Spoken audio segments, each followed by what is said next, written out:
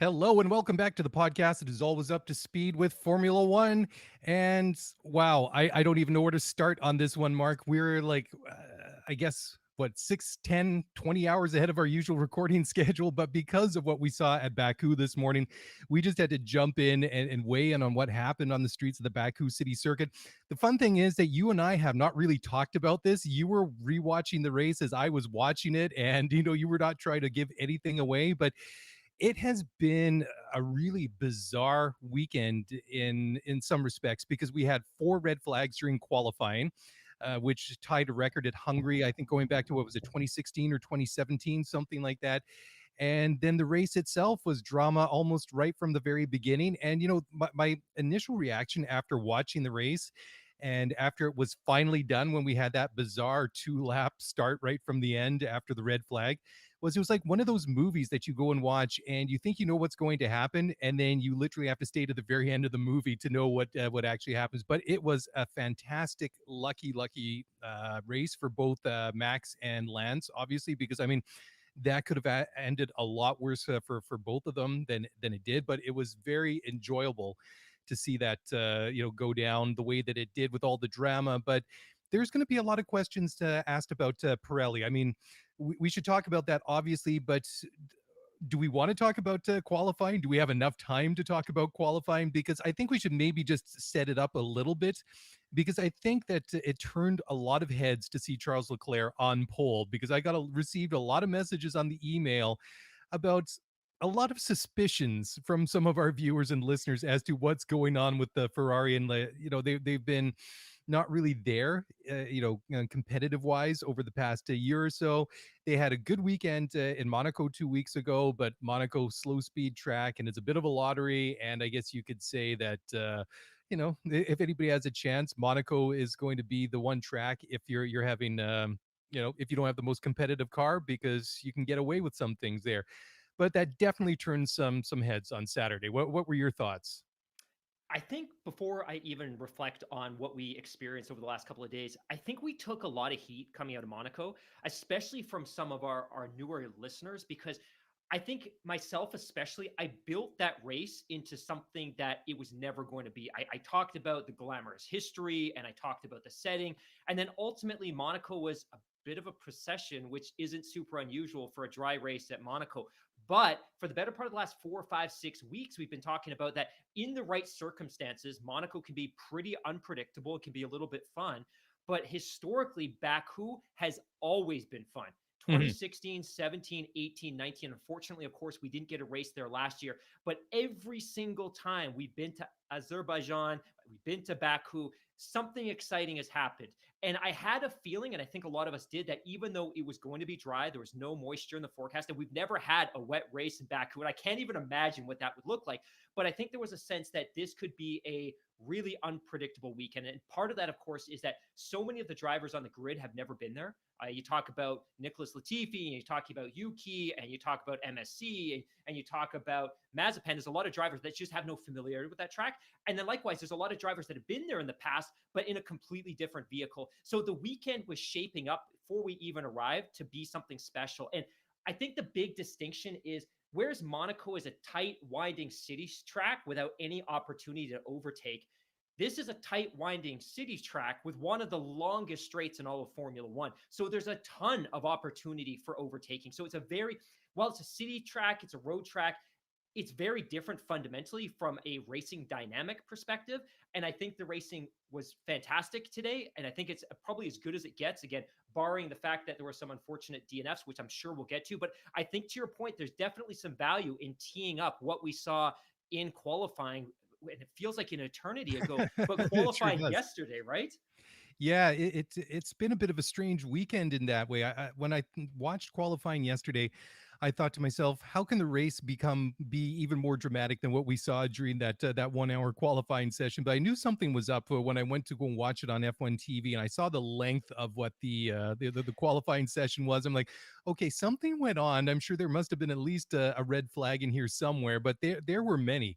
and it was the usual kind of thing, people hitting the barriers at turn 15, which seems to be a bit of a notorious corner now. I mean, we have the Wall of Champions in Montreal. I mean, this one's developing a bit of a reputation on its own. I mean, it was very unfortunate. I think that Lance went off, and he was the first victim to go out in qualifying, Q1. and that's really looked like it was going to ruin his race. And fast forward to today, I mean, he was looking pretty good. I mean, kind of going for a bit of a different strategy, starting on the hard tires and trying to go deeper into the race. And he was progressing, fairly well through the pack. And I think that really kind of goes to show you when it comes to Azerbaijan, to that circuit, that, like you say, although it is a road circuit, it's very different from very other road circuits because it almost has a purpose-built racetrack feel to it in some regards. That very long 1.4 mile straightaway at start finish, that doesn't really feel, it doesn't have a road circuit feel to it. Let's put it that way. But the way that they've been able to build this course and kind of link it together, I think it has a good mixture of both, say, a traditional racing circuit and also a road track as well. And the thing is, I mean, apart from that very very narrow twisty section by the castle, there are plenty of opportunities to overtake on this circuit, and not necessarily down start finish, which I thought was really cool that we saw this weekend. Is we saw many drivers overtaking one another without necessarily having to use the benefit of DRS. I mean, it's usually a benefit, but it wasn't always on display, which I thought was really cool. One of the takeaways I had from this race, and it was unfortunate that it became red flag, which we'll get to, but it was kind of like the event following the restart after the red flag was kind of like a mini Grand Prix in itself. And Hmm. because it was so short, the drivers just went for it. And you're absolutely right. I think the perception going into this event is that that long straight offers overtaking opportunities, but that's in particular going to be for the Red Bulls, the Aston Martins, and the Mercedes Benz cars, the cars that have a ton of top end power and some really Hmm. great downforce. But I think what we saw after that restart, we saw Gasly and Leclerc fighting. We saw Lando fighting, and that wasn't necessarily on the straights. That was on the city streets portion of the racetrack. But I think they've got something really special here. And I have to say, this is probably the event that I maybe now look forward to most on the calendar. I love Spa. I love Canada. There's a couple of other events, but just because of the unpredictable nature of this track and that it offers a little bit of everything, to me, it's super special. The other thing, too, is I was talking to somebody that was actually at the event this weekend. And one of the things I was most curious about is when you see these street tracks, the surface itself typically isn't great. It's a little bit uneven. It's a little bit kind of a little bit uneven, a little bit rough. And the challenge with those uneven, rough surfaces is the contact patch of the tires isn't particularly consistent. So the tires don't heat up, which means that the brakes don't heat up, which means they don't have a lot of traction, which means they tend to understeer going into corners. But based on the feedback that I got from some of the folks that were there, the actual surface for the race portions of the track was exceptional. So the surface, and you can actually see it on some of the tighter angle shots of the track, the surface was exceptional. So I can't say enough good stuff about F1 and the race organizers for putting on this event. Unfortunately, of course, there was nobody in attendance except for some of the lucky residents whose balconies Yeah, I hung know, over right? the track, which was amazing. I'm sure there was some really great Airbnb opportunities this weekend, but again, I can't say enough about the track. I think the unpredictability offers a really compelling viewing opportunity, and I think that's 100% what we got today. Blue Flags and Brian McCarthy weighing in the live chat on YouTube, saying that they really enjoyed this one, and Brian saying amazing, totally unpredictable, and so exciting. Yeah, 100%. And the one thing that while we were sitting there in that delay right at the end as they cleared up the debris from Max's accident, was I thought, well, what's the point of running a couple of laps there? But it's I'm glad that they did, because I think that in a very small snapshot, it kind of gave us maybe a bit of insight as to maybe what we can expect from the sprint races, Oh, right? that was my point. I'm, I had that right here. Well done, I'm well sorry I done. stole it, but okay. Well, I love it. rather than me stealing your thunder, why didn't you run with it? Because I think that it was really cool, because I was watching with my wife, and she said this is going to be great because now there's no strategy. They've all got fresh tires. They've got enough fuel to get to the end of the race. It's just going to be two laps completely flat out, and I thought it was great. No, I think you nailed it. And I think it comes down to this. At the beginning of the race, it was funny. I'm sitting there with my wife, just like you, our poor wives are subjected to so much Formula One racing. But we're sitting there. I'm just like, you know what? I just wish the race was an hour. And I think that comes from having watched a lot of really boring Grand Prix over the last 6 or 7 years. I didn't want to be subjected to an hour and 40 minutes of procession. And one of the things I really love about MotoGP is those races are tight and compact. And it's partly because of the physical nature of the sport. 20 laps, 40 minutes, those riders are done. So for me, I was hoping for kind of a compact event, but you're absolutely right. And one of the notes that I made is that 2 lap restart was very much provided a little bit of window or insight into potentially how the drivers could psychologically approach a qualifying sprint race. Or I keep getting that mixed up. People keep correcting me. Mark, it's not a sprint race. It's not a qualifying sprint race. It's a sprint qualifying event. But I think you're absolutely right. And I think if it's a short event and it's tight, it's going to provide a ton of unpredictability. And I think it's going to be very, very, very exciting because I think what we saw in that ever so short snapshot of 2 laps is hopefully what would be extrapolated over potentially 20 laps of a qualifying sprint event. The other thing that I found very interesting about this one was what with all the drama late in the race, what with, first of all, Max having that tire failure and then the crash and then the red flag. And then at that point, I thought, okay, well, now it's just going to be default. Lewis is going to overtake Perez on the restart. Nobody expected Lewis to have that incident that he did. I mean, his brakes looked like they were going to catch on fire right at the start. There was so much smoke coming off. Turns out that when Perez deked to the left, that Lewis took evasive action. He hit that magic button, which switched the brake balance, and it was just everything. The brake balance all went to the front rather than the rear brakes weren't engaged at all. So he just overshot the corner into that runoff area, and then what turned out to be basically worst case scenario for Max Verstappen and his championship aspirations almost became a bit of a moot point because Lewis finished the race in 15th position, behind his teammate who was completely non-existent all race Oh long, my which was shocking. But goodness. it was really something. There's a great point. Benjamin Nelson weighing in on the live chat says, such a fun race to watch. I realize this won't be the norm, but it will be great to witness. As Gen DTS, I have to go back and rewatch the 2019 German Grand Prix, which I think is a great comparison to make because that was a bit of a wet race and a dry race and a lot of drama. Everybody went off at one point or another. And I think that's a great comparison to make with the 2021 Azerbaijan Grand Prix. It was just drama and all from start to finish, basically. I know we're probably going to have to cut to a break here, but because I had so many people asking about brake magic and the magic brake button, it was referred to in about 27 different ways over the course of the last 6 to 8 hours.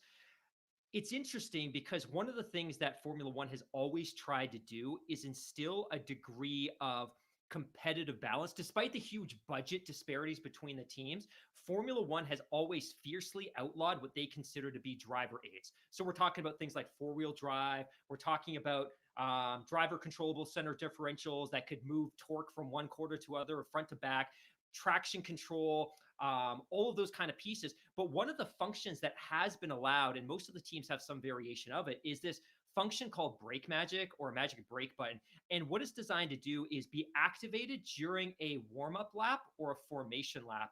And effectively what it does is exactly what you said, is it shifts all of the brake bias towards the front brake. So when you're going through that slow formation lap, or you're going to kind of going through a lap while you're following a safety car, the biggest concern in those moments is for the car to be at optimal performance.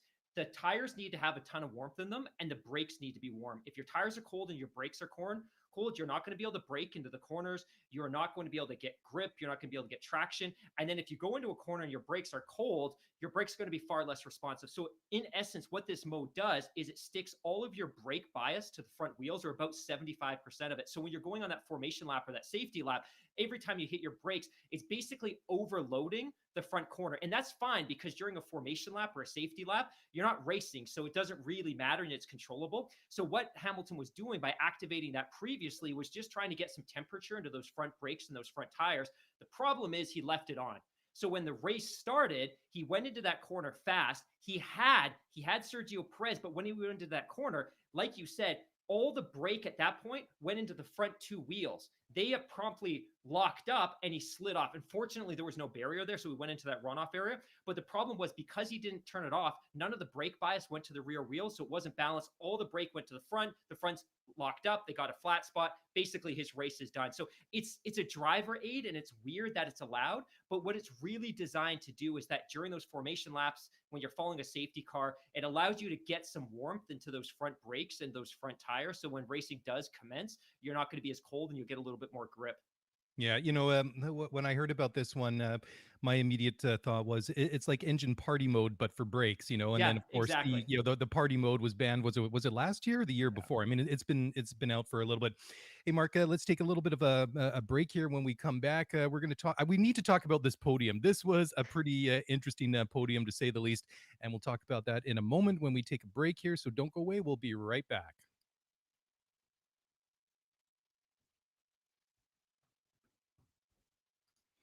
All right. Well, welcome back to the show, and welcome to everybody listening to the podcast. Welcome to everybody watching on YouTube, especially those of you who are watching live. It's finally cool to be able to do this and have some interaction with you guys in real time. So, Mark, let's just quickly run down the. We probably should have done that first, but drama and lots of other things. So it was not to be what we thought it was going to be. I mean, up until what was it, lap 44, lap 45, when Max had his accident, it looked like he was gonna walk this one home. Anyways, the final. We'll run down the 10-point pain positions. We had Sergio Perez winning this one for Red Bull. Sebastian Vettel winning this, or sorry, coming home second for Aston Martin. Pierre Gasly coming home in third for the AlphaTauri.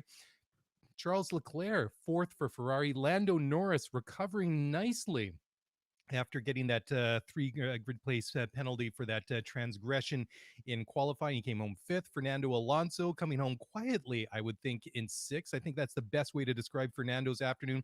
Yuki Tsunoda recovering nicely after a couple of rough weekends in recent times. He came home seventh. Carlos Sainz, he recovered nicely to get back into the points after that unfortunate off that he had down the escape road there when his tires were cold.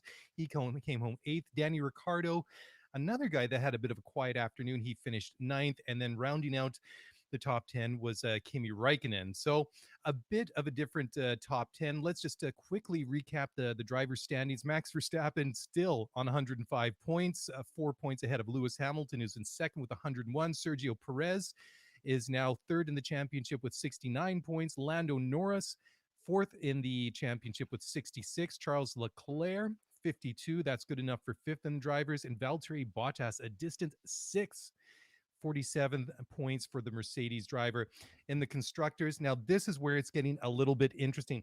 Red Bull now, after 6 races, 174 points in the constructors, and that puts them up, 26 points on Mercedes. They have 148. Ferrari sneaking third into the constructors with 94, 2 points ahead of McLaren. And then AlphaTauri rounding out the top 5 with 39. First of all, your thoughts on Sebastian Vettel and Aston Martin getting that second place. I thought that it would need something to be a little bit dramatic, because it looked like at one point he might be able to get close to Lewis Hamilton. Looked like he was lapping about half a second a lap at one point prior to Max Verstappen's accident and the red flag.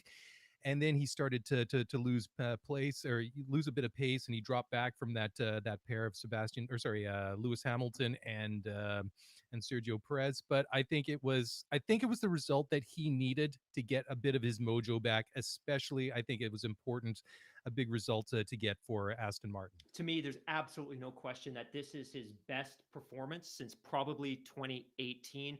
I'm obviously ecstatic for him. I'm absolutely ecstatic for the Aston Martin team. I don't think that this result was by any means a fluke. I think his pace from the jump was exceptional. I Hmm. haven't seen him look this racy. Again, like I said, maybe flashes early in 2019, but certainly not since probably the midway part of 2018, late 2018. Have I seen him so racy and so aggressive? He was challenging in the corners. He was looking for overtaking opportunities. Every time he was in the DRS zone, he was stepping out, looking for an opportunity to overtake on the inside, on the outside. He just looked thoroughly engaged as a Hmm. race car driver. And I think now he's at that point where it's clicked. He's comfortable with that car. He's comfortable with that power unit. The confidence is there. And I think this is fantastic, not just for him, but I think it's also fantastic for the entire Aston Martin team and the factory. And you and I talk so much about how imposing Lawrence Stroll is. I think Hmm. it must be really tough to be a mechanic or an engineer knowing that he's looming in the garage during every event, right? It's tough to be working when your boss is right there looking over your shoulder. So I think for that team, that mentally, psychologically, this is going to take it's going to take a little bit of the edge off. I think it's exceptionally unfortunate that Lance's day ended the way it did, and we'll get there in a moment. But I think if we zero in on Sebastian Vettel, I couldn't be more ecstatic. And I don't think I would, if you flash back to 2010, 11, 12, 13, when he was running off those four straight drivers' championships for Red Bull, looking very dominant. Again, a couple of years it was pretty close with Fernando Alonso, but in at least two of those years, he absolutely ran away with the championship. I never thought that there would be some point in the future where I would be so happy to see him score a podium. But I think given the challenges that he had in his second to last year with Ferrari because of the cheating scandal and the kind of the relationship issues and the friction that became so obvious when he was racing alongside Charles Leclerc. I couldn't be happier for him. And I think this is a really, really great way to re-energize him and to re-energize that team. But I appreciate you asking the question, but I just think this result isn't a fluke. He was racy, he had pace, and he was aggressive in a way that I haven't seen in years. And I was ecstatic to see it.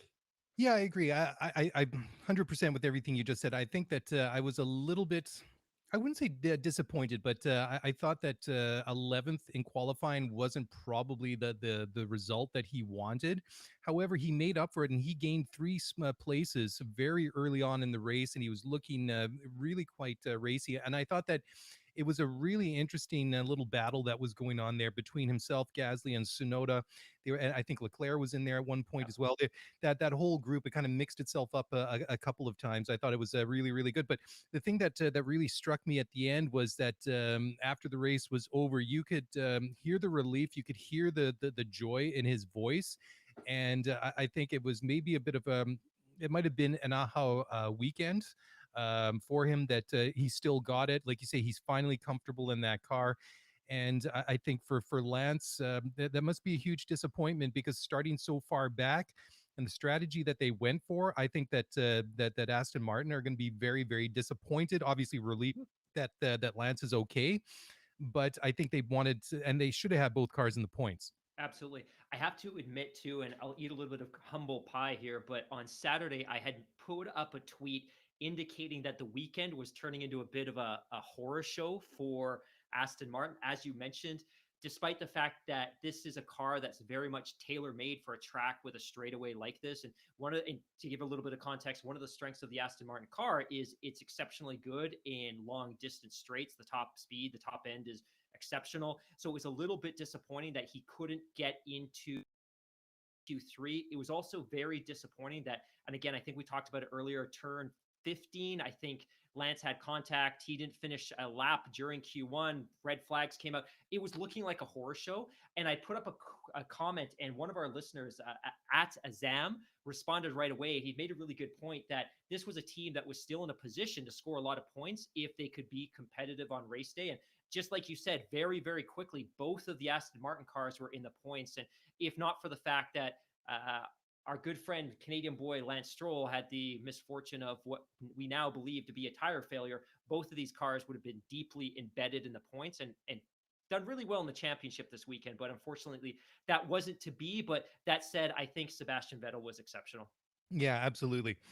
So I think we've gotten to the point of the show now that we need to talk about Pirelli and what happened with the with the tires, because I think when Lance had his incident, he was 29. I think he had 29 laps on those tires, and I think that they were rated for about 40 laps. And then Yeah. also with Max later on, they said they had no warning that there was anything going on with the tires. I think that was the same thing with excuse me, with Aston Martin.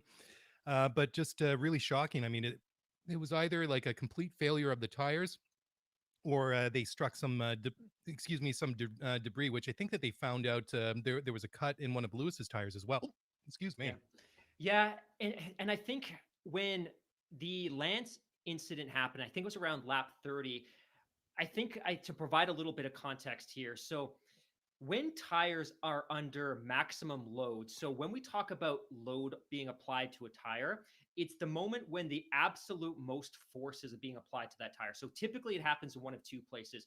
In a really aggressive high speed corner, of which this track really doesn't have any, or it's when the car is near or very much at top speed on a straightaway. Because while the car is at top speed on a straightaway, there's a tremendous amount of downforce being applied to the car through the aerodynamics. That downforce is then spread to the suspension, which then applies it to the tire. So at the moment that Lance's tire came apart, and I think we now know that maybe there was a debris issue. I think Pirelli's suggesting that that's the case. What we do know happened is that the sidewall of the tire separated from the rest of the tire.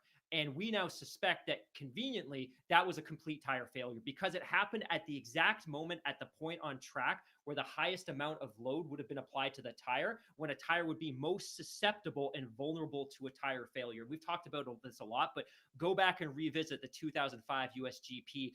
And then what made the Max situation so interesting is that he had effectively the exact same failure on the exact same tire, on the exact same compound, on the exact same corner, at the exact same point of the track. So with Lance, it sounded like the announcers, the broadcasters at least, were leaning into the fact that potentially this was a puncture due to some debris left on the track from a previous incident. But when Max had the exact same failure at the same place on the same corner with the same compound tire, hey, it's no longer a question of whether this was debris left on the track. And I think for our listeners as well, when we talk about debris on the track, it's usually not metal, it's not stone, it's not rock.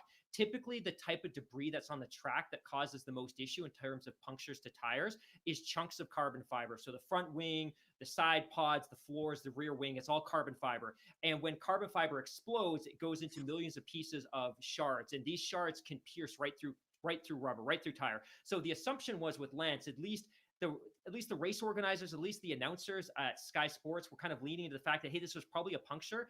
But as soon as it happened to Max, the benefit of the doubt shifted. Like, hey, this is no longer a puncture. This is a tire failure issue.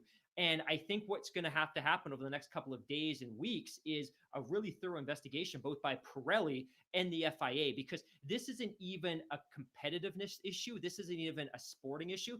This is a straight up safety issue. And I Yeah. think we take for granted that both of those drivers got out of the car. Lance was clearly shook up. But when you have a puncture at that type of speed, it's very, very easy for these cars to be thrown into the catch fence on the side of the track. And Yeah. fortunately, that didn't happen. And it didn't happen in part because the cars were so close to the walls when it happened. So they didn't have the opportunity to get lift and go into the air. But it very easily could have happened. So at this point, it looks like Pirelli is still arguing or still of the belief that this is a puncture issue. But I think all of the evidence suggests that this was 100% a rear tire failure when the inner sidewall separated from the rest of the tire at speed at full downforce.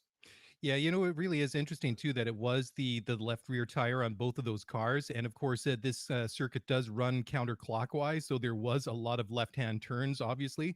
And the first thing that I thought of, I I was a little bit obviously quite shocked what happened to Lance. It was unexpected, all of because of the way that the TV feed went was all of a sudden there's Lance's car and Yes. just there's stuff flying everywhere, Yep. and he's just sitting there, obviously, like you say, shaken up. I mean, when you saw the pictures of him back in the Aston Martin garage, I mean, he looked like somebody that had just been through something. I mean, he had that sort of deer and headlights kind of glazed look on his eyes. And then the same thing that happened with Max, it was almost a carbon copy of what happened. And then I thought to myself, you know what this reminded me a lot of was that incident that Sebastian Vettel had at Spa. Was it back in 2016, Yeah. very Yep. at towards the end of the Yep. race? However, I think the difference in that time was I think that Ferrari actually pushed those tires beyond the suggested life of the tires. But like we were saying just now, that Lance, his incident happened when I think he had about 29 laps on those tires when they were rated for about 40 laps. I'm not sure where Max's were, but like they said from the pit wall, I thought it was interesting that they did include that radio message from the Red Bull pit wall to the race director saying, we had absolutely no warning that this was going to happen, that there was no indication that there was any issues with those tires, and until it happened and he was into the wall. And I thought that, very much like you say, it's a safety issue because that's what they said, you should consider red flagging this race immediately so everybody can come in and change their tires. Either that or, stop the race, right? I mean, especially at that point, this was not a low speed corner. This is, like you say, at maximum load. They're doing 200 plus miles an hour, Yeah. and they're just fortunate that those cars didn't go up into into the fencing or roll or something like that. I mean, they're both very fortunate that they came to a relatively quick stop. It's important to understand as well, and you've hinted at this a couple of times, that when Pirelli provides the teams with the tires, they provide them with an operating range. So they say, Yeah. in these conditions, at these temperatures, at this time of day, the optimum number of laps would be this, or they provide a ceiling and a basement. In both the case of Lance and in the case of Max, the teams were well within that range. Like, they weren't pushing the range that Pirelli had provided. They were both Mhm. in the safe zone. Now, here's a fairly alarming comment that's being reported, but Mario Isola, Pirelli's head of Formula One, is indicating that early evidence suggests that debris was the cause of the two tire failures at Baku. He also suggested that Lewis Hamilton had been fortunate to avoid the same fate because they discovered a cut on his tire. So at this point, and I think things are probably going to change in the next few hours and days, and we'll probably talk a lot about this on Thursday. But at this point, Pirelli's official position seems to be that these weren't tire failures, that these were punctures. It's just, for me, almost impossible to reconcile what I saw with what he's saying. The fact that the exact same failure happened on the same corner of the same tire of the same compound at the same speed at the same point of the track, Mhm.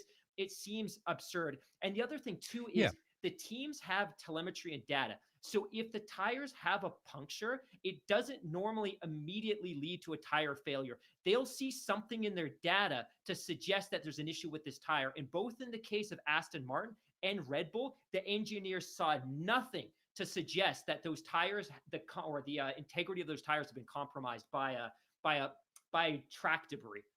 Yeah, I mean, you raise a great point. I mean, it happened virtually at the same point on the track under virtually say the same conditions, right, and circumstances.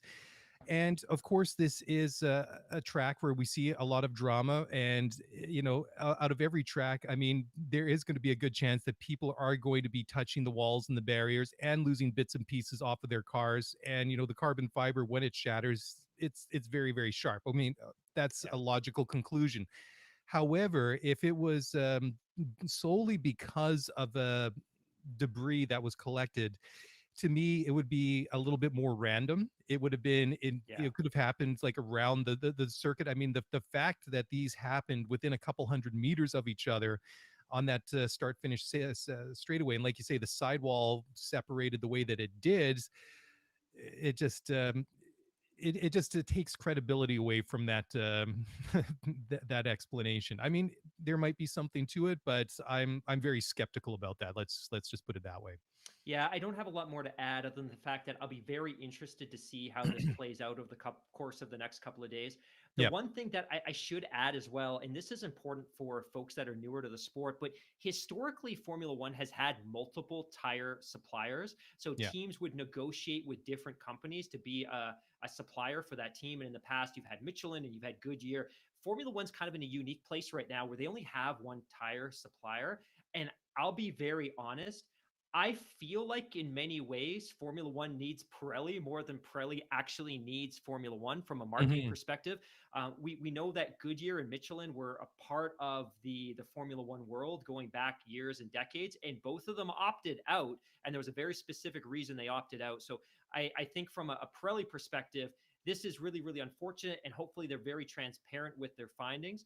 But ultimately, Formula One's also in a fairly vulnerable position because there's only one manufacturer that seems interested in supplying this series. But Hmm. ultimately, that shouldn't have an impact on what the outcome, the honest, transparent outcome of this investigation is. And Yeah. if it was due to track debris and a sharp piece of carbon fiber that compromised the structural integrity of that tire, which led to the tire failure, so be it. Let's see some evidence. I don't believe that's the case. And I think there's still two more events that I was reading where a similar mix of compounds, the C3, C4, C5, is going to be delivered. That's going to be at Russia and at Abu Dhabi. But I think at least in those two cases, there's no point on either of those tracks where the tires would see the same load that they saw in the straight. So maybe the risk isn't as high, but certainly something to consider. And I'm sure the FIA and Formula One, the teams and Pirelli are going to be regrouping over the course of the next couple of days. Well, I'm going to disagree about with that to a certain extent because at Sochi we do have that very long start finish straightaway as well, where they come out of a fairly slow speed corner just after the pit entry there. But it is interesting that that it is the softer compounds in the Pirelli range, the C3, C4, and C5. So they're softest tires. So they're going to have to do a lot of thinking and, and soul searching and investigation into what really Yeah. happened. Anyways, Mark, let's take another quick break here. When we come back, I think we need to talk about Valtteri Bottas. I think what we saw today is a pretty good indication of that things are probably starting to come to an end for him, unfortunately, at Mercedes. And we'll talk about that in just a That's a moment. So great tease. yeah, it is, isn't it? So don't go away. We'll talk about that in just a moment.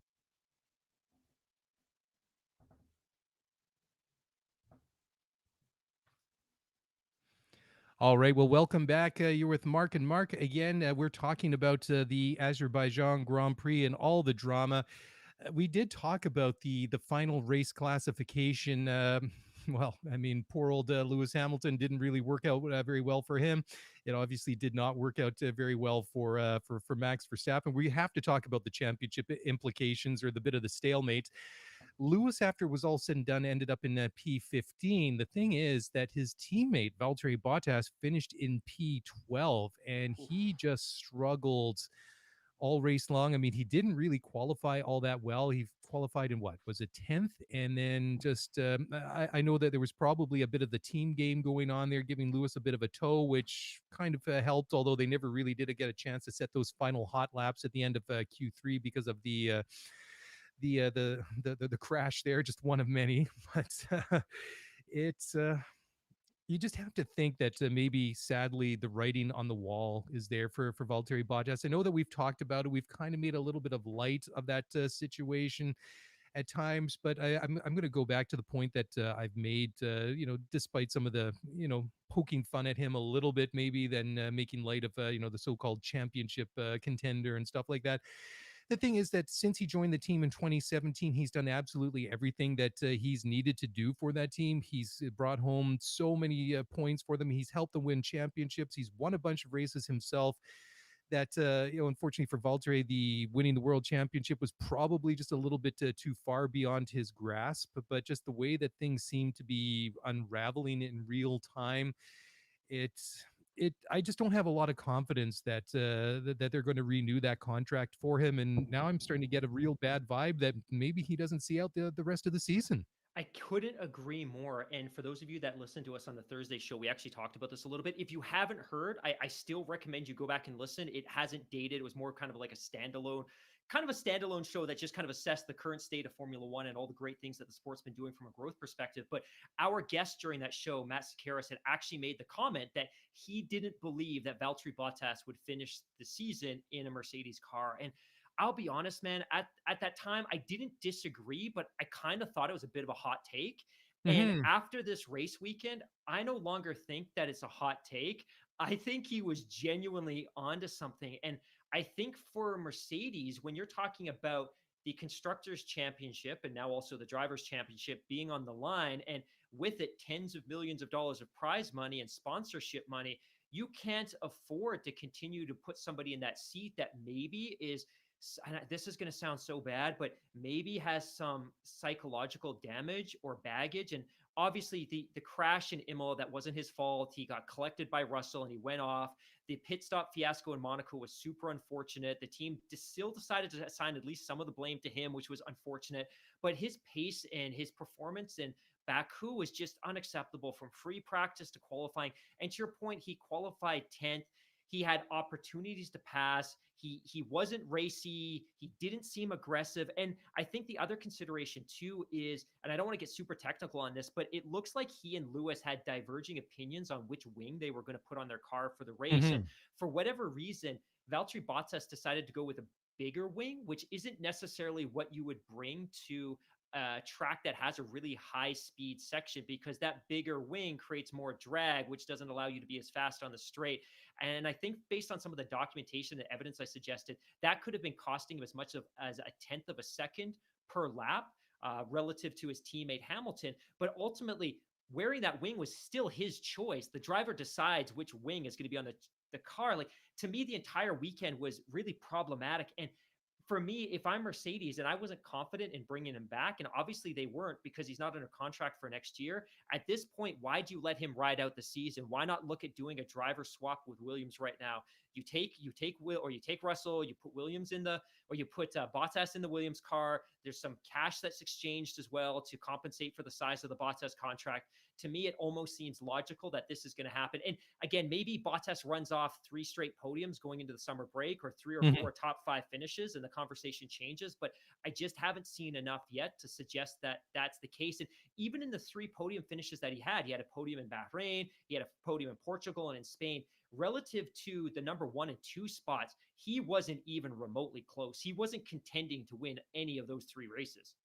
Yeah, it really is interesting when you look at it, and you bring up a great point. Just that the comments that Toto Wolff made after Monaco, that Valtteri wasn't squarely in his marks for the pit stop, where they, that wheel nut shredded and Yeah. basically dustified when they put the wheel gun onto it. It's it was almost like one of those situations that when you get rear-ended in just a Yeah. normal traffic accident, it's like the insurance company automatically assigns you like a very small percentage of the blame just because you were physically present, even though you didn't actually, that somebody else drove up the backside of your car. But I thought that was very funny because that he should say that, because Valtteri, I mean, in his rebuttal to that comment was, well, I've gone back, I've looked at the video, and I'm pretty sure I'm spot on my marks. Yeah. So I thought that was a very interesting indicator that maybe things aren't really quite, you know, stable or hunky dory, whatever you want to call it, behind the scenes there, between Mercedes and Valtteri Bottas, which I think is a shame if it turns out that way. I mean, we've talked about it, that obviously that he's not the long term solution to that team, but there is no doubt and no taking away what he's done for this team over the past several years. And I honestly, I think it would be a real shame if they were actually to pull the plug on him halfway through the season. I know that George Russell's been making noises that not necessarily that he wants that Mercedes seat. I think everybody wants one of those Mercedes seats should they become available, either one or both of them at the end of the year. But I mean, you can understand from George's point of view that he's kind of languishing a bit when you see like a lot of those other guys in his same age group, like Pierre, like Charles, like Max and Lando, all getting these opportunities while he's languishing at the back of the grid in the Williams. So I mean, he's obviously going to be gnashing at the bit and chomping at the bit, ready to get into a better car. It's just, unless they become desperate. And if you read some of the comments that Toto is making in the media after this race today, that these past 2 weekends are unacceptable, and when they're like, they come out and say all the time that they're chasing perfection, that these 2 past weekends have just been disastrous and unprecedented since 2014. Yeah, 2 thoughts, and I don't disagree with anything that you said, but I think the first thought is it would be very unlike Mercedes to make a change like that. In a lot of ways, they have Hmm. very much been the benchmark of consistency and stability over the course of the last 6 or 7 years. They're not reactive, and partly because they've never really needed to be reactive. They'll have a bad race and they'll make some adjustments and they'll adapt and make changes, but they're not typically super reactive and don't overreact and make emotionally driven or emotionally charged decisions. I think that might change here. I would add, though, that there has been some interesting comments from Toto directed at Christian and the Red Bull team for some of their midseason driver swaps over the past couple of years and some of the kind of fallout that that's led to. I think the other consideration is this: if you're considering George Russell, but you're not absolutely convinced that he would be the right fit for your team, why not let him finish the balance of the calendar? Give him 10, 15 races in this car. And if you like what you see, then you can commit to a contract.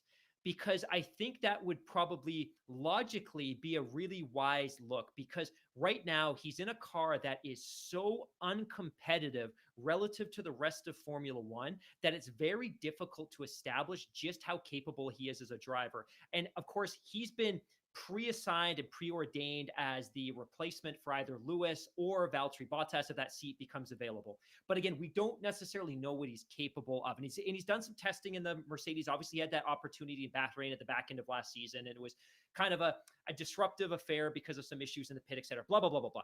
But if you're considering giving him a contract and you don't really know what his capabilities are because he's never been in a competitive car for more than a single race weekend, why not make that change now? Let him finish the balance of the season in the car, and then you'll have a really clear perspective on whether you do want to commit to him for 1 or 2 years, and then you can sign him to that contract. But if you put him in that car for 15 races and he's equally as uncompetitive as Bottas, or he's not showing the same flashes that you would have expected based on where you thought he was, then you're not making a mistake by committing to him for 1 or 2 years. Like, to me now, financially, logistically, it just makes sense to make that change, because you might be eyeing George Russell at the end of the season, but he's still something of an unknown quantity simply because he's never driven a competitive car for an extended period of time.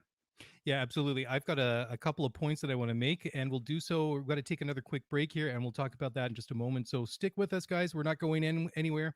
I felt cheated after 51 laps. I felt like this race should have been extended. I know it wasn't possible. So we'll go a little bit longer tonight. We won't deny everybody else the opportunity to revel and enjoy this one. 4 hours. Here we go. 4 hours. Here we go. 4 hour extravaganza. And we'll come back in just a moment. So don't go away.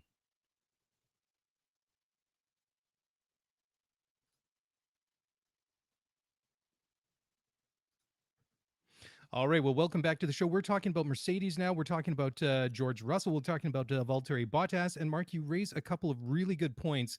And I don't think that there's a question that George is a very talented driver. But like you say, he is an unknown quantity. And I think that's what Mercedes should do right now is I think they need to step back and take a real objective look at this and try and cool the situation, because you have George on one side saying, I want my future sorted out by the summer post 2021. Valtteri saying the same thing. And they're not really coming out and saying, Mercedes, I want my deal by the summer break, but I mean they kind of are in a roundabout way. I think what they need to do as an organization, it would make sense to put it off until the end of the year. I mean, there would be nothing worse than to make a rash decision and switch it around. I mean, Red Bull's done it several times now, and the only time it really worked out was with Max Verstappen. And Max was obviously, he was a bit of a gamble. I mean, he was obviously very talented at 17 or whatever it was when they put him into that car, but it absolutely was a big gamble. And what they've tried to do with Albon and what they did with Gasly, that obviously didn't work. And it seems that Perez is starting to settle in. It's taken him several races, but I think that he looked great during this race. I mean, the qualifying was, I think you got to put an asterisk beside that, just because of Yuki's crash and then Carlos trying to take evasive action.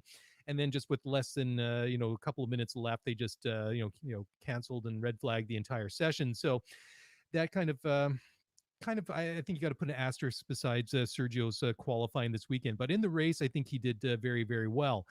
But I mean, if you see what you take that sort of Red Bull situation, what they've had, that sort of rotating driver situation with driver number two over the past couple of years, that would be very un-Mercedes Yes. esque, Yeah. right? Because Very much they so. threatened to do something when it got nasty between Lewis and Nico Rosberg at sort of that peak venom toxic situation that they had. And I mean, Nicky Lauda said it at one point, Toto said it at one point, that we will not hesitate to cancel one or both of these drivers' contracts if they can't learn to get along and at least function so we can do what we need to do, and that's win races and win championships. I mean, ultimately, I think there was some sort of uneasy truce or stalemates declared, and I think they just got on and at the job at hand. And I think he very much had one side of the garage for Lewis, one side of the garage for Rosberg. But I mean, the one thing that is unusual is that they are not used to being in this position in the championship. Is it over and done with? No. I mean, we're only 6 races into a 23 race season. Maybe we'll see how it turns out at the end of the year. But the point is, there's still a lot of racing to go. And Lewis is only 4 points behind Max in the Drivers' Championship. I mean, by rights, he should have been a lot further ahead of Max after this one, but drama. And then in the constructors side, Sergio did everything that he needed to do today. He stepped up and he managed to. I mean, he was obviously benefited from Lewis having that incident at turn one on that restart, but he was battling issues of his own because I mean he was ordered to stop the car because of a reported, I think, it was hydraulic issue, and they were actually thinking of retiring that car at one point. So it's turned out to be worst case scenario for Mercedes, could have been worst case scenario for Red Bull.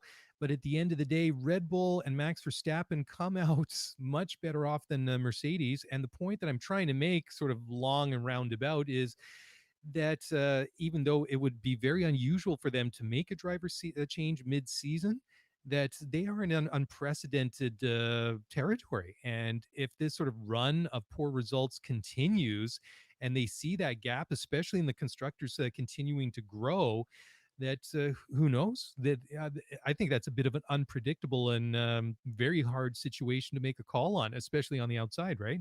Absolutely. And I think the way you summarized it is perfect. This is unprecedented territory for the Mercedes Benz Formula One team.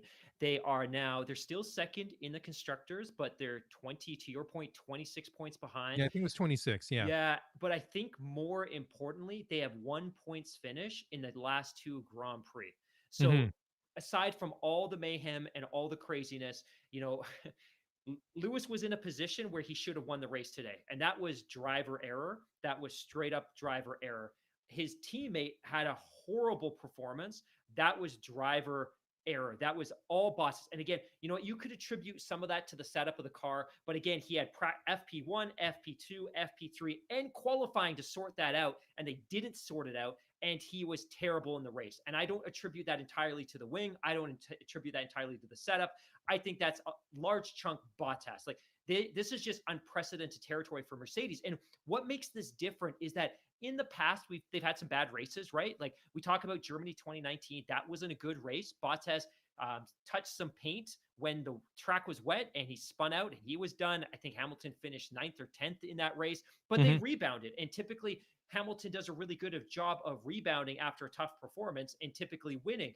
But you look at this season, he had a bad performance in Monaco because he finished P7 and he was very critical of the team. He was very negative post race in ways that we don't typically see from Lewis because he'll typically assign credit to the team, but he'll also take blame when he feels it's necessary. But post Monaco, he was very critical of the team and he kind of reeled some of that back in over the next couple of days, but he didn't bounce back in the way that you thought he typically would have here. And again, a big chunk of this is a single error at the end of the race, but it doesn't explain the Bottas performance. It's unprecedented for this team, and it's good for the championship. Like, don't get me wrong. I am not releasing white doves into the sky to mourn the death of Mercedes-Benz, right? This is what we all want. We want a closer championship. We want some parity and we want some excitement down to the wire. I think what we're saying here is that based on everything we've seen from 2014 onwards, this is unprecedented. And Yeah. it's good for the championship. It's good for TV viewing and it's good for everybody watching at home. It's just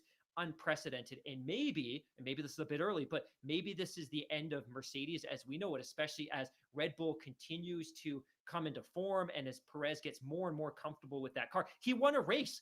3 weeks ago, we were talking about whether this was the right decision, whether he'd be back next year. He just won a Grand Prix with Red Bull, his second in what, 8, 9 months? That's fantastic. And Ferrari's been a little bit racier than we expected, and Aston Martin is starting to show some flashes. I think the championship is going to be competitive, maybe in ways that we didn't expect. And I think our expectation was it's going to come down to Lewis and it's going to come down to Max, and it probably still will for that driver's title. But I don't know what it's going to look like from a constructor's perspective, and maybe it could be a little bit less clear than we would have thought. And again, that's good for all of us at home, because if Ferrari and McLaren and now Aston Martin are chipping in and stealing away some of those constructors' points every single weekend, it just makes the chase at the top that much more interesting. I want to get your thoughts on this, but watching this race for at least up until the point where when Max had his incident, that I felt like I was watching like a body swap or a role reversal, because I thought that the two Red Bulls looked really, really good. And then Lewis was kind of in that Max Verstappen zone, right? Or where Max used to be, kind of in that close, but not quite close enough. I mean, the one thing that I must admit with Lewis's car, I found that his straight line speed down that start finish straight was jaw dropping. I mean, the way that he was able to really close up to Valtteri even before he hit that DRS zone, I thought was very impressive. I mean, pardon me, to Sergio. Yep. But then it was interesting when you got past the start finish and you went through turn one, the other basically 75 or 80% of the track, Sergio was just able to just increase that gap enough just to keep Lewis at arm's length. I know you had that second DRS zone after turn two, between turns 2 and 3 there, and Lewis would kind of close back a bit, but then Sergio was able just to eke it out just enough that Lewis did have a couple of looks here and there, but it never really got to the point that I really felt, oh, this is the point that he's really going to make it stick. And I think that, to your point, that this is the second race that Checo was won in the past year. I think that although it was great, I thought that it was wonderful that he won that race at Sakir at the end of last year. This one I think was more impressive, especially after I hear afterwards. I mean, it was astounding to see how the air went out of, no pun intended, went out of Red Bull on the pit wall. I mean, the body language and the way that they looked defeated. I mean, just from Max going and kicking the tire to the way that Christian Horner was literally slumped over the console in grief almost it was, I don't think I've ever seen anything like that. Not especially in recent times. And then you hear afterwards that Sergio was battling what was, I think it was like an undisclosed or maybe unconfirmed hydraulic issue. I think is just even that more impressive. I mean, of course, he didn't have to fight off Lewis over those last 2 laps after that restart incident, but still, I mean, you had a very pacey looking, Sebastian Vettel behind him, and he had a very pacey looking Pierre Gasly. I mean, if that red flag happened maybe at lap 40 or 41 with 10 laps to go, who knows? Maybe that was Sebastian Vettel on the top step. Maybe Perez doesn't even finish that race. So I think that he really, I think that. Obviously, that there were several outings at the beginning, incidents at the beginning of the year that I wouldn't say didn't endear himself to the team. I think that's maybe going a little bit too far, but it certainly wasn't what he wanted to deliver, and it wasn't what the team really needed. But I think by saving this victory, which was so cruelly snatched out of Max's hands, he still brings the win home for the team, and crucially, he brings home those 25 points in the constructors, because I think that Paul di Resta said it right after Max's incident there, that he said this could be a championship defining moment. And it could have well been. Of course, Paul didn't have the benefit of having a crystal ball to see what would happen after the restart, but the drivers' championship is still wide open. It's still completely in play, as is the constructors' championship. But you just have to keep that in your mind for the time being until it swings dramatically one way or the other for Mercedes at Red Bull. Come December after Abu Dhabi, this could be one of those moments that we look back at this period in May and June that could have potentially cost Mercedes a constructors championship.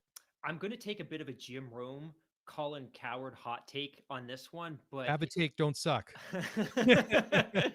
I just I don't see how Mercedes comes back from this. And you're right. Like if you look at the drivers championship, it's just a couple of points. If you look at the constructors championship, it's 26 points. It's not crazy. I just feel like all of the momentum is in the favor of Red Bull right now. All of the momentum. The one question that this team had all year was, is Sergio the right fit? Is he going to find a comfort zone in this car? Is he going to learn the car? Are they going to be able to adapt the car to him? Clearly, that's happened. Despite the fact that Mhm. qualifying wasn't great, his race performances have been very, very strong. So if I'm buying stock in one of these two teams, I'm selling off my Mercedes stock and I'm clearly loading up on Red Bull stock. Like that's where all my confidence is right now. And to kind of address your point too, you're absolutely right. When Max went down, I think the mentality in that team was, we just lost the ability to pick up 10 or 15 points on Mercedes. And to your point, they couldn't have known what was going to happen with Lewis, but ultimately the results swing right back in their favor. And it was really great to see. It was great to see at that podium ceremony that Max was standing there right between Christian Horner and Helmut Marko, cheering on the success of Sergio Perez, because Mhm.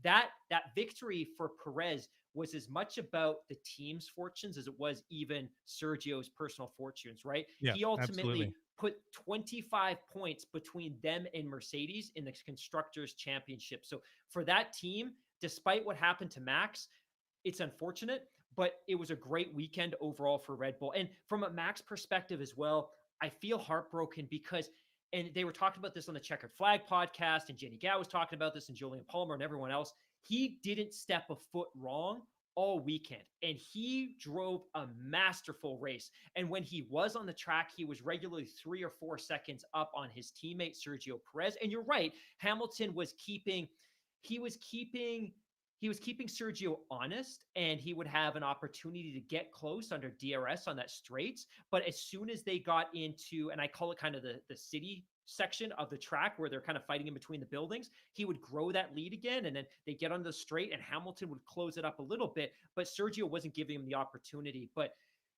yeah, I don't know where I was going with that one, but I just feel like Mercedes is in a much more profound position right now. And I'm much more worried about Mercedes than I certainly am Red Bull. Red Bull seems to have the momentum, and it seems like the one puzzle piece they yet to figure out, which was that Sergio Mm. piece, they kind of slotted into place this weekend with that race win, despite the fact that Max wasn't able to finish.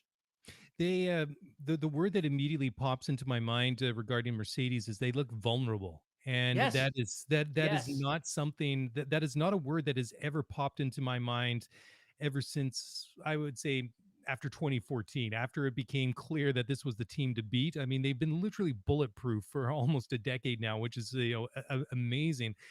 But that's why I was saying a little while ago that it seemed like it was a bit of a role reversal. I mean, those two Red Bulls looked like they were on rails. And I'll be completely honest. Like, and I think I'm probably speaking on your behalf as well. That prior to this season, I really got emotionally invested into Aston Martin. This Yes. was the team that I 100%. really wanted to see 100%. do well. I mean, there was the sort of redemption story with Sebastian Vettel. You got the Canadian connection with Lance Stroll. The local boy, so to speak.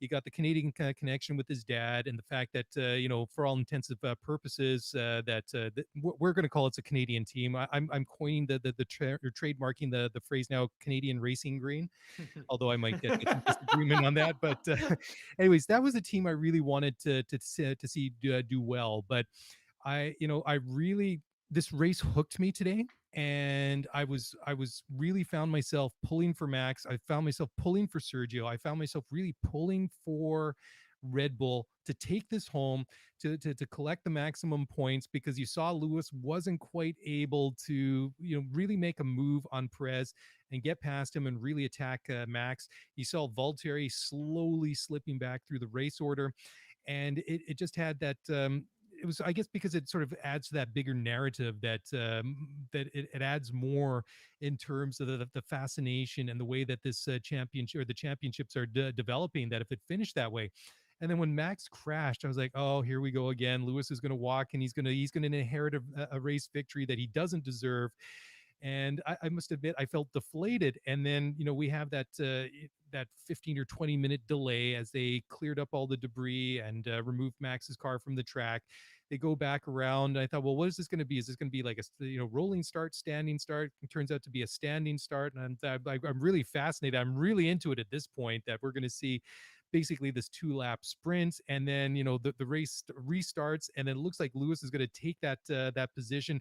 He goes wide, and then you see all these things happening. You see all the cars switching position there, and then you got Sergio leading, then you've got Vettel, and then you've got Gasly. And I'm like, I don't want this race to end in 2 laps. It should be automatically extended another 25 or 40 laps or something, just because this has been the best race of the season so far. And you say that though, and I wrote this down. Yeah. At lap 15, I was already saying, I wrote it down in my notes. At lap 15, this was the race of the year. And none of what we've been talking about had even happened yet. It was just, it was very racy from the beginning. You saw Hamilton pass Leclerc, and you saw Max pass Leclerc, and you saw Stroll move up 5 spots, and you saw Vettel move up a bunch of spots. Like it was a race. Overtaking was happening. And somebody just popped up on our F1 feed here as well. F1 Fred from Yorkshire. This reinforces everything that we're talking about in terms of the championship being more wide open than we've seen in many years. But he puts here's how many points Mercedes had scored after 6 races in the hybrid era. So 2014, they had 240 points after 6, 2015, 242, 2016, 188, 2017, 179, 2018, 178, 2019, 257. That was their best start of the hybrid era. 2020, 221 points. And so far after 6 races, 148. So when we talk about the championship being wide open, hopefully this provides a little bit of context relative to where Mercedes was at this point in the season in all of the years preceding this during the hybrid era. Yeah, that really is fascinating when you look at it. I mean, even this time last year, I mean that is a big difference. 148 points compared to 221. I mean, they really were on fire, literally in 2019 and 2020. But it really those numbers are really staggering when you see them in black and white. That is an amazing stat right there. It really is. Yeah. Yeah. Hey, so I think we're getting to the point where we're going to wrap it up. But before we go, I want to end it on a bit of a fun note. We got a comment here in the live chat from Brian McCarthy. He says, "What's the best race to go to in Europe? Can't wait to go to my first race. Silverstone is the closest race to me, but not sure if it'd be the best first race ever." We've talked about some of the some of our choices, I think, before, but sort of in general, I think for me, Spain is still a good one because Barcelona is it's only half an hour away. It's easy to access by shuttle buses and things like that. That's what we did, and it was literally hop on a bus and you're there in half an hour, and the bus drops you off it's a 5-minute walk from the front gate entrance to the circuit. Another one I would love to go would be to Monza, just for the experience. When fans are allowed to go and watch races in person again. And another one that I don't actually know anybody that's been personally, but I've heard anecdotally that Hungary is a good one to go and attend, because Budapest is fairly accessible and is within about, I believe, half an hour of the track. And from what I understand, that is maybe a bit of an underrated, I don't want to say undiscovered tourist destination in Europe, but from what I've read, from just doing some researching on my own, that it seems to be a bit of a underrated place to go to in Europe as well. I'd be interested to hear some of your takes as well. I mean, some of the other ones. I mean, Silverstone's difficult to get to. It's out in the country a bit. Spa would be a wonderful one to go to, but again, it's out in the middle of nowhere. And it can be a little bit difficult to access, especially if you're driving into the track, and it's not like there's lots of hotels close by. I think a lot of people go there and camp. So interested if you got anything to add to that. No, Mark? nothing really. And we've talked about this a bunch of times. I think our listeners know I'm a huge fan of Silverstone. I've been there many times. I've seen MotoGP there, Formula One. You make a great point, though, that it is a little bit detached from an urban environment. It's about 40 minutes outside of Milton Keynes and probably an hour from Oxford. So if you stay at a hotel, expect that you're going to have quite a drive in. And if you go early in the morning, even on race day, you'll be able to get in and get your parking spot quickly. And I would suggest don't try to get there later than 7 or 8 a.m., to be totally honest. Otherwise, you're going to be facing hordes of traffic, because there's really only 2 routes in and out of that track. You can also camp at the location, but for people like me, that's a non-starter. I'm not going to camp anywhere. So for me, Silverstone for sure. And before we do wrap up, I have a couple of Twitter questions for you. Are you ready to take one? Yeah, I'm go for it. Okay, so I'll make this one quick. So this is from our good listener. I didn't realize he changed his Twitter handle, but Bitter Pittsburgher. How big was this weekend for Perez as far as his Red Bull F1 future is concerned? I actually have to reread that because I know that's Brad, and I think that you've started something with him, so you got to reread that one to me again. No worries. How big do you think this weekend was for Perez as far as securing his future with Red Bull? Yeah, I think it was massive. I Yeah. think that this was the weekend that he needed. I mean, I know we were just really going on about how massive this weekend was for Sebastian Vettel. I think this was equally as important to Sergio Perez. I think that he's proven to himself now. Okay, I'd won a race. Maybe that was a little bit fortunate that I did so last year, but not really. I mean, you don't just fluke out and win a race. I mean, circumstances aren't that easy in Formula One at the best of times, and I think that he's proven to himself that he can do it under pressure. And I know that, like we said, he's sort of struggled from time to time, throughout the first 5 races of the year, and he's been close to putting it together. But I think this was the most complete weekend that we've seen from him so far, and I think that he did a phenomenal job to really. I don't think that maybe he intentionally was, slowing down or, behind Max, but I think he did. He was just pacey enough to keep Lewis behind him, and certainly at times that gap grew. And I think that I don't think he really felt intimidated by Lewis. I know that Lewis had a couple of looks on him, and I think that he can take a lot away from that from this weekend and and build on it. I mean, when we go to France, to Britain, to Hungary, some of these races that we have coming up over the next month and a half, 2 months before the summer break, I'm excited to see where it's going with Sergio Perez, and I think that it was a great weekend. And I think what was also really interesting to see that in the paddock there after the race, that not only was he high fiving and hugging with his pit crew and with his team, there was also good exchange with some of the guys from Aston Martin, which used to be Racing Point, which was the team that he raced for a couple of years, a number of years actually, and won that race at Sakir last year. So I think that as a testament to what kind of a person he is and how much he's liked within the paddock. And I think that if you're at Sergio Perez right now, I think this is you're in a pretty good place, and I think you're eager to get going to the next race weekend and do it all over again. Absolutely. Two more quick questions. So I'll take Sure. this one and I'll pass one to you. So this is Okay. from listener Joel Plorde. And I apologize. I'm terrible, terrible, terrible with last names. Try to finish the race. So this is the restart after the red flag. Why didn't Lewis just try to finish the race and grab some points instead of gunning it at the restart? So I think the consideration here is that theoretically Hamilton has the fastest car. And I think the mentality at that point is you're never going to lag or intentionally have a slow start when the lights go green. It's psychologically, it's just not in his makeup. So Yeah. the lights go green, you're going to go full throttle, wide open into that front corner. The other consideration is, and I get where he's coming from, which is, hey, you know what? He committed to a risky maneuver when he could have just cashed in on some points. I think the main or the main consideration here is, one, he's potentially got the fastest car. He's the best off the line in Formula One. So in normal circumstance, he would have kind of cleared that corner and been in the lead and finished the race. Unfortunately, there was the mistake with the magic brake functionality and setup on the car. But I think the other consideration too is the main reason you want to get a jump on everyone else is you don't want to be in traffic as you navigate the first and second and third corner. Because if you're navigating those corners while you're packed in traffic and you're going to those corners 3 or 4 cars wide, you're Hmm. ultimately at the mercy of whatever mistakes those other drivers might make. So the risk is that if you don't try to jump out in front of the rest of the pack, you could get caught up with other cars and get collected into a collision or an accident or have your race compromised that way. So I think what he did in terms of just trying to jump ahead of the traffic and avoid that mess going into the first and second corner was absolutely the right thing. And then one more question for you. This is from Renee Cairns.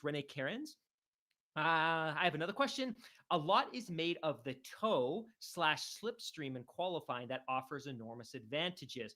But normally in a race, I often hear about drivers not wanting to be in the dirty air behind a car because of grip and tire wear. But there would be a slipstream then as well, right? So why is being in someone's slipstream not something they want unless it's the Baku straight? Yeah, well, I mean, normally you're going to get issues like the heat that's generated from the car in front of you is going to overheat your tires, is going to overheat your brakes if you're behind there for like a prolonged period of time. But when it comes to like a very short stint behind the car in front of you, especially if it's one of your teammates and perhaps you're setting it up, I mean, this is something we also see in Russia at Sochi, is that you're letting the car in front of you punch a hole in the air. And you always hear about like the slipstream in the toe, and effectively it's you're doing less work to punch that hole in the air. There's less friction, so your car is going to go a little bit faster. So you got to find that sweet spot where you can get the benefit of the toe and not be either too far or too close to the car in front of you. And certainly it does have benefits. I mean, that is one of those places like in Russia that that is like a known tactic, and at Azerbaijan also as well. I mean, it does feature in some of the tracks throughout the calendar, not all the time, but if you're sitting behind a car in front of you during a race, it is certainly not the place to be, especially if you get to one of those situations where you're kind of close but not quite close enough, even with the DRS, to be able to overtake that car in front of you, and then push up the track and try and make a move on the car in front of you. Did you want to add something to that? Because I also wanted to No, circle back for a moment, and I just wanted to say something about that one from Joel as well, yeah, because please. So yeah, I'll just add quickly to that one. The yeah, best way, the way that I kind of think about this is, imagine you're running down the street and you're yeah, holding an umbrella behind you. Like, all of that air that's getting caught up in the umbrella, that's like the drag, and that's slowing you down. Now, if you were running behind somebody holding an umbrella, well, that umbrella's already done the work because it's already capturing all that drag. So if you can get into that tight pocket in that car in front of you, like you said, that car is doing all the work to punch a hole in that air so your car doesn't have to do it. So you can kind of tuck in. Your car's not doing as much work, and then you have that opportunity to step out. Now, if you're 2 or 3 or 4 car lengths behind that car, you're outside of that pocket, you're outside of that slipstream. So you're now getting the dirty air that's waving off of that car and bouncing all over the aerodynamics of your vehicle. But go on, please. yeah. Could you just set up that one there from Joel again? I just want to make sure that I get all of the address all those points, because there's a couple of things I had pop into my head when you were replying to him. Yeah, so let me just bring Joel's question up here again. So Joel's question was, why didn't Lewis just try to finish the race and grab some points instead of Yeah. gunning it at the restart when the lights went green? Yeah, perfect. Yeah. And so a couple of things on that. Totally agree with you. What you're saying, that it's just not in his makeup. I think that he just he saw blood in the water. He decided to go for it and try and get maximum points to not only just close that small point deficit that he had to Max coming into this race, but extend it, or close that and extend on Max and really inflict maximum damage on Max. But just on the flip side of that, just going back to the start of the race itself, Max starting third behind Lewis, behind Charles, who was on pole. I thought that Max played it very conservatively, didn't try to get too close or get mixed up in anything at the beginning of the race, especially through that first lap or two when it can be quite chaotic. And especially on a track like Baku, that it can get very chaotic. I thought that it was interesting to watch, because to me, it was an indication that he really seemed to be playing the long game. Right. And I think that it's interesting to see, because not to suggest that Max isn't a smart racing driver, but I think that it's just another indication of where he's really starting to mature. That he's I felt that it was a real conscious thing, that he knew that this race was probably there for the taking. If he just waited and just bided his time to just waited until the moment presented itself. And I mean, let's not forget. I mean, the one thing that we have to that we've been completely remiss and negligent not to address thus far is the fact that when it came to the first round of pit stops, when they changed from the softs to the hard tires, that Lewis went in, had a howling bad stop of 4.5 or 4.6 seconds, which wasn't necessarily the fault of the team. It was just that one of the Alpha Tauris was coming in at the same time, so they had to hold Lewis in his Great pit box call. for a Great second or two call. longer. But then you have Max coming in the very lap afterwards. He had a real flying lap around there. He went in. Red Bull did what they do best. They had a sub 2 second stop to get all four tires on Max.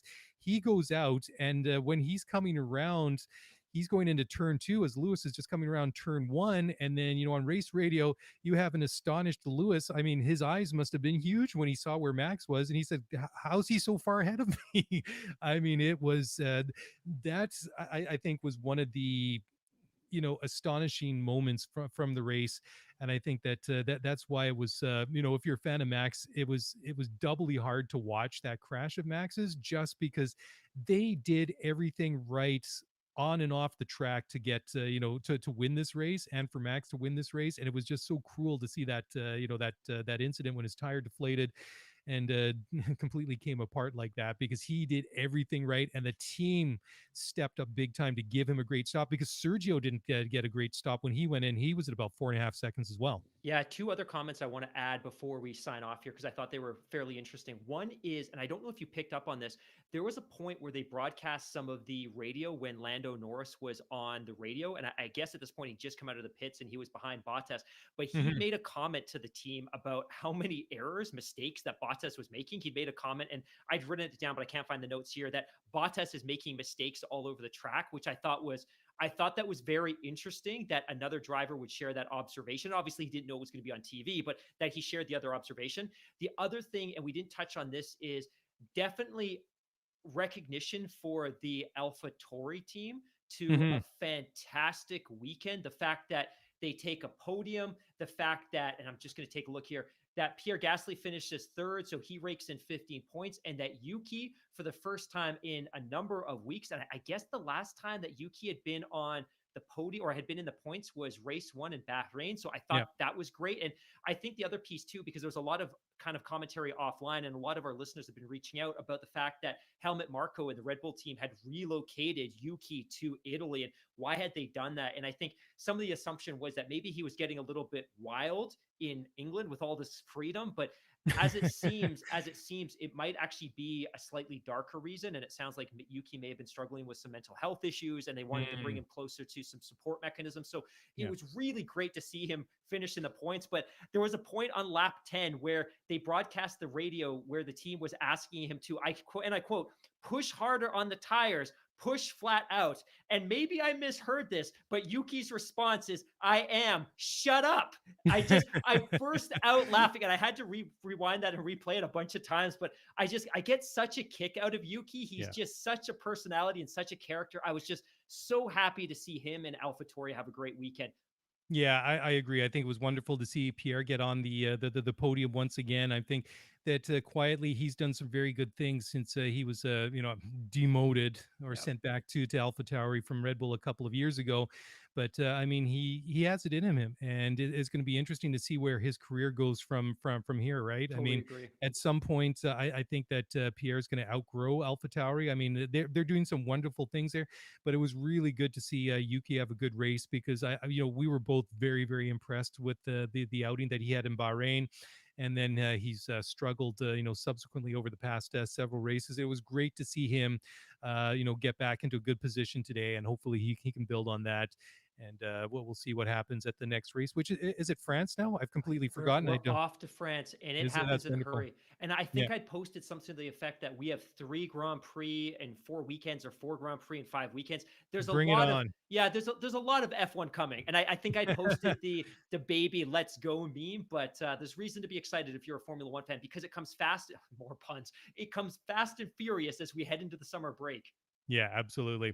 Well, Mark, that's I think that's all we got for tonight, this afternoon. Thank you all for listening. Thank you guys for checking in on the live stream on YouTube. Thank you for the tweets and the comments and everything like that. That's wonderful. We're going to sign off now, but we'll be back in a couple of days. Until then, if you want to get in touch, by all means, do so. Give us a follow on Twitter at Scuderia F1 Pod, or send us an email at scuderiaf1pod@gmail.com. If you like the show, please, by all means, go onto Apple Podcasts or wherever you download, listen to your podcasts and enjoy them, and leave us a nice rating and review. We would very much appreciate that. And it's a great way to help grow the show and share it with other fans. And with that, that's that. I'm running out of steam here. I need another cup of coffee. Anyways, on that note, we're going to wrap it up. Take care, guys. Have a great week, and we'll talk to you again soon. Bye for now.